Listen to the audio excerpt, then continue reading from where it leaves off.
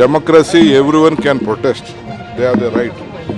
But we can't tolerate taking the law into their own hands. I am very much disturbed that they have vandalized very places, boards and all.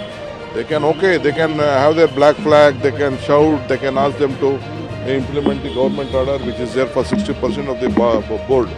We don't want to object them. नमस्कार, आप देख रहे हैं air.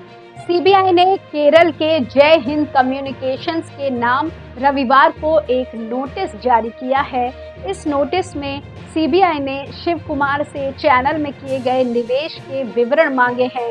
विपक्ष ने इसे केंद्र द्वारा केंद्रीय एजेंसियों के दुरुपयोग करके आगामी लोकसभा चुनाव में उनकी छवि को धूमिल करने का आरोप लगाया है।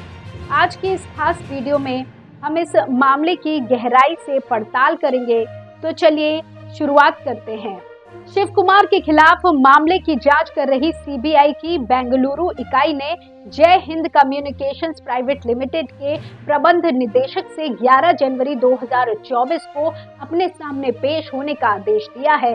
साथ ही जांच अधिकारी द्वारा मांगे गए सभी आवश्यक दस्तावेज लाने का भी आदेश दिया है।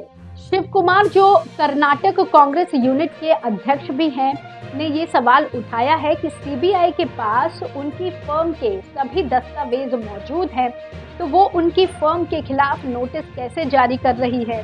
उन्होंने कहा, मुझे नहीं पता कि वे नोटिस कैसे जारी कर रहे हैं।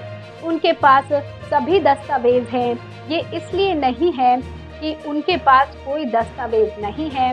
मुझे परेशान करने के लिए बड़े लोग हैं। मुझे सब कुछ पता है। ये नहीं है कि मुझे इसका पता नहीं है। वे जो चाहे वो करें, मुझे राजनीतिक रूप से खत्म करने के लिए। आगे उन्होंने कहा, एक बड़ा षड्यंत्र चल रहा है। कुछ भाजपा नेताओं ने पहले ही कहा था कि वे मुझे जेल भेजेंगे। उन्होंने अपना संदेश संबंधित विभाग को बता दिया है। मैंने उन लोगों से बातचीत करने के लिए कहा है जो मेरे बारे में बोले हैं। एक बड़ी साजिश रची जा रही है। शिव कुमार ने कहा कि उन्होंने कोई गलत काम नहीं किया है और वे न्याय पाएंगे। उन्होंने कहा कि सीबीआई को उनके खिलाफ कोई भी जांच करने दे।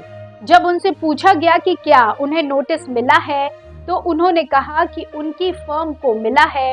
उन्होंने कहा, मेरी साझेदारी फर्म जिसका मुख्य मैं हूँ को नोटिस जारी किया गया है। वे मेरे बच्चों, मेरी पत्नी और रिश्तेदारों से पूछ रहे हैं। सीबीआई हमारे परिवार के सदस्यों और उन लोगों से पूछ रही है जो हमारे गांव के समाज के निदेशक हैं। उन्होंने कहा कि अगर सीबीआई को उन्हें गिरफ्तार करना है तो वो ऐसा करे, क्योंकि वे इसके लिए तैयार हैं। साथ ही उन्होंने कहा कि वे नोटिस को चुनौती देने की जरूरत नहीं समझते हैं। शिव कुमार ने कहा कि सीबीआई उन्हें बुला रही है, लेकिन उन्हें वहां जाने का कोई अवसर नहीं है।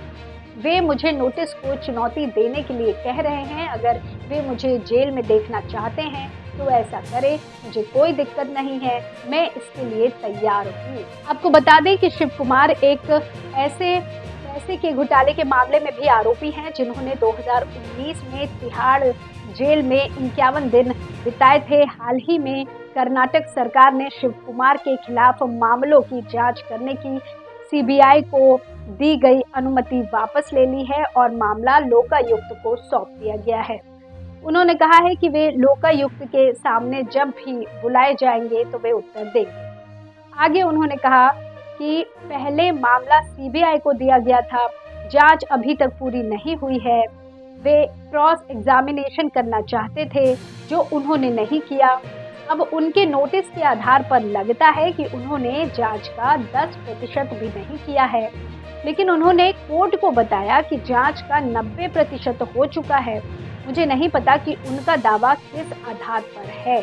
शिव कुमार ने भारतीय जनता पार्टी को इस नोटिस का विरोध करने और उन्हें एक झूठे शराब घोटाले में फंसाने का भी आरोप लगाया है।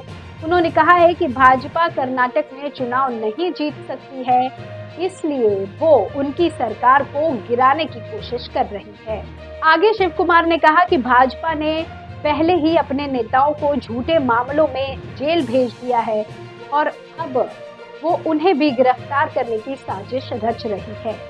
आपको बता दें कि इस नोटिस के जरिए सीबीआई ने शिव कुमार के चैनल में किए गए निवेश को जांचने का प्रयास किया है, जो कि उनके खिलाफ चल रहे अनुपातिक संपत्ति के मामले से संबंधित है।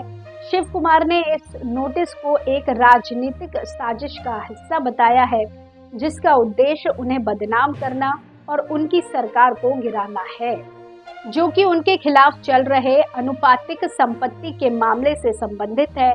शिव कुमार ने इस नोटिस को एक राजनीतिक साजिश का हिस्सा बताया है, जिसका उद्देश्य उन्हें बदनाम करना और उनकी सरकार को गिराना है। तो ये थी आज की पेशकश, जिसमें 2024 के लोकसभा चुनाव से पहले केंद्रीय जांच एजेंसियों द्वारा की जा रही कार्रवाई ने सियासी हड़कंप मचा दी है।